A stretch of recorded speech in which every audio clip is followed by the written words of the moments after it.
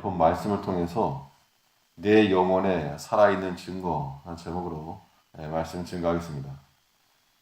사람의 뇌는 이 인지 또 판단 능력이 가능한 대뇌가 있고 또 운동 능력을 관장하는 소뇌가 있고 그리고 중간뇌, 연수, 척수 이렇게 구분하는데 그 가운데서 이 중간뇌, 연수, 척수는 생명 현상에 직접적인 영향을 주는 것으로 뇌간이라고도 불립니다. 이 뇌간이 손상되게 되면 이 뇌사 상태라고 우리가 말하게 되고 생명 활동이 중지된 겁니다. 의학적으로 사망이기 때문에 장기 기능도 가능합니다. 근데 이 대뇌가 손상을 입으면 이 식물인간 상태라고 말하는데 살아는 있습니다. 생명 활동이 있으니까 숨도 쉬고 또 먹을 걸 넣어주면 소화도 하고 그런데 움직이지도 못하고 또 생각하지도 못하고 모든 의식이 정지됩니다. 성경에 보면 마치 영적으로 식물인간과 같은 상태가 있다라고 하는 것을 말하고 있는데 계시록 3장에 보면 사대 교회에 편지하기를 내가 내 행위를 아노니 내가 살았다 하는 이름은 가졌으나 죽은 자로다. 살았다라고 하는 이름이 있는데 실상은 죽은 자라. 이거 마치 영적인 식물인간과 같은 상태라고 하는 겁니다. 우리가 그러한 자가 되어서 되지 않을 것이고 살았다는 이름과 함께 실상으로 산 자가 되어야 됩니다. 그러면 우리 영혼이 살아있음을 나타내는 증거는 무엇이겠는가? 물고기가 파닥거리는 거 보면 살아있음을 알 수 있는 것처럼 우리 영혼이 살아있다는 증거 무엇을 통해 알 수 있겠는가? 본 말씀을 통해 살펴보면 먼저는 하나님의 사랑이 작용하는 것을 통해 알 수 있는 겁니다. 우리에게서 하나님의 사랑이 작용하고 있는가? 우리 영혼에 살아있는 증거라고 하는 겁니다.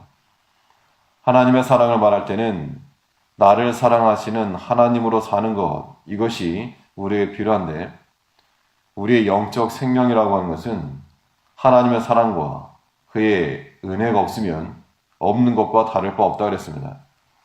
3절에 보니까 주의 인자가 생명보다 나음으로 내 입술이 주를 찬양할 것이라. 주의 인자가 생명보다 낫다는 것은 나의 생명이라고 하는 것이 육체적 생명 혹은 영의 생명이 주의 인자하심, 이 사랑이 없으면 유지되지 못할 것임을 고백하고 있는 겁니다. 하나님의 사랑하심이 나를 살리고 영적, 육적 생명의 활동을 가능케 한다는 겁니다. 우리가 하나님의 사랑을 받게 되면 그런 자들은 사랑받고 있다라고 하는 것을 아는 자들은 나를 위해 행하시는 하나님의 일들에 대해 감격하지 아니할 수 없는 겁니다. 하나님께서 나를 위해서 이런 일 행하시고 이런 사랑을 보내시고 이런 일을 당하게 하시고 이것이 하나님의 사랑으로 이루어진 것을 안다면 우리 입에서부터는 감동과 감격이 나오는 겁니다.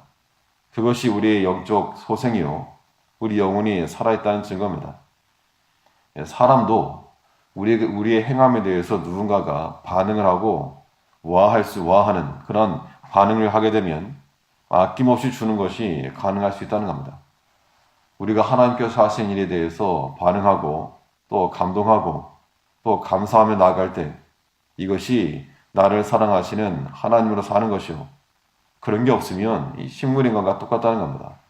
살았다는 이름은 가졌으나 하나님의 사랑도 알지 못하고 하나님 은혜도 알지 못하고 죽은 것과 똑같다는 겁니다. 하나님의 사랑이 작용한다는 것은 나를 사랑하시는 하나님으로 사는 것이요. 또 내가 하나님을 사랑하며 사는 겁니다. 이것이 우리 영혼이 살아있다는 증거이기도 합니다. 하나님의 사랑을 깨달은 자들은 또한 하나님을 사랑하며 살아가는 겁니다. 3절 말씀에서 주의 인자가 생명보다 나음으로 내 입술이 주를 찬양하리라. 찬양할 것이라. 이게 단지 노래한다는 것만이 아니고 하나님을 향한 그 우리의 마음을 나타내는 겁니다. 우리의 모든 의식 기능 혹은 운동 기능이라고 하는 것이 하나님을 사랑하는 통로가 되어야 됩니다. 그래서 하나님 인지하고 배우고 믿음으로 분별하는 그런 기능이 있을 때 하나님을 알고 듣고 깨달을 때 우리 영혼이 살아있는 겁니다.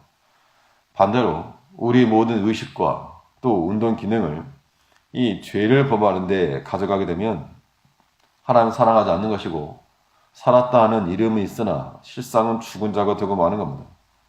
우리가 입으로만 신앙생활을 할 수 없고 또 말로만 할 수 없으므로 우리의 행함도 나타나야 되고 우리의 실질적으로 살았다는 이름과 또한 살아있는 삶이 우리 가운데 있어야 되겠는데 우리가 무엇보다도 하나님의 사랑이 작용할 수 있도록 우리가 하나님의 사랑 입음과 동시에 또 하나님을 사랑하는 그러한 신앙 고백들이 우리 가운데 있어야 됩니다.